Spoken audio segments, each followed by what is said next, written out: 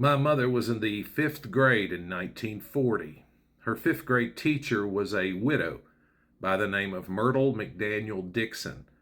She later married a Martin, but her first husband, Fred, had died in 1934. Myrtle's daughter, Mary Sue Dixon, was also in the fifth grade at London, and she was my mother's best friend. Mom described Mary Sue Dixon as a very sweet girl with dark hair and fat cheeks. Her father, Fred Dixon, had died when Mary Sue was just 5 years old, leaving his wife Myrtle, Mary Sue, and younger brother, Fred Jr. Sometimes when making these videos, I kind of struggle with what the title should be. The Death of Mary Sue Dixon, Mary Sue Dixon's Final Walk Home. But nonetheless, the events that occurred on Thursday, November the 21st, 1940, cut short a young life. These old steps in front of London School have been here for a long time. Almost every day, a group of kids, including Mom and Mary Sue, would walk home from school.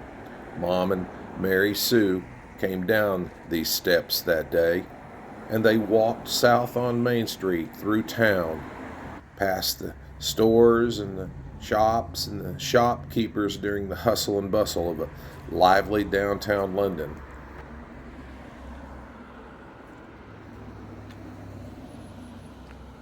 But Thursday, November 21st, 1940, would be the last time Mary Sue Dixon and my mom would walk along on this route.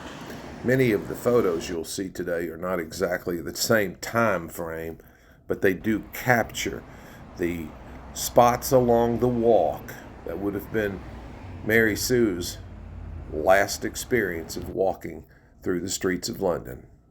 It's likely the kids had a kick in their step that day as they were headed home for Thanksgiving break. But November 21st, 1940 was not a normal walk home for the kids headed home that day. As my mom and Mary Sue would reach Whitley Street down around Farmers Market today at the old Dixie Motors, it's where they parted ways, and my mom would turn south on Dixie towards Sipple Street and over Johnson Addition to Catching Avenue, where the homestead was and where it still is today, on the back exit from Carnaby Square. Mary Sue and a small group of kids would continue their journey south on Main Street, leaving Dixie Motors and proceeding toward Morgan Street, having no idea they were minutes from disaster. As they proceeded to the south toward Morgan Street, they would pass by the Parker Mansion, which sat where Carnaby Square Shopping Center sits today, and follow the sidewalk on down to the south toward Morgan Street. A few minutes prior to their arrival, a car driven by 49-year-old Ben Birch of Corbin failed to negotiate the curve there around Morgan and South Main, and he crashed into a utility pole on the corner of Morgan Street. The pole snapped in two, and the car driven by Birch caught fire. A state highway patrolman happened to be behind Birch and pulled him from the burning vehicle, seriously injured. Birch died from his injuries 10 days later on December 1st.